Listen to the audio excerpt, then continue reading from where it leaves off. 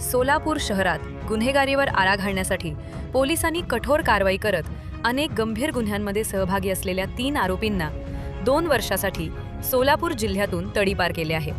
इम्रान रफिक शेख राहणार मोरारजी पेठ, राजू उर्फ राजसिंग राठोड राहणार माणिक चौक आणि अब्दुल वहाब नबीलाल शेख राहणार विजापूर नाका अशी तडीपार करण्यात आलेल्या आरोपींची नावे आहेत।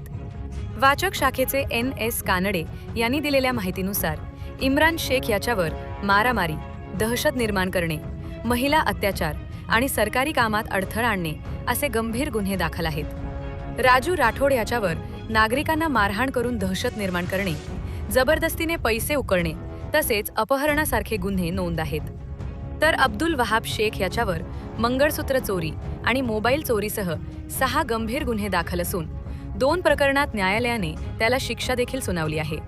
या 3ही आरोपींविरोधातील तडीपार आदेश पोलीस उपायुक्त विजय कबाडे यांनी जारी केले असून शहरातील कायदा व सुव्यवस्था कायम राखण्यासाठी ही कारवाई करण्यात आल्याचे पोलिसांनी सांगितले।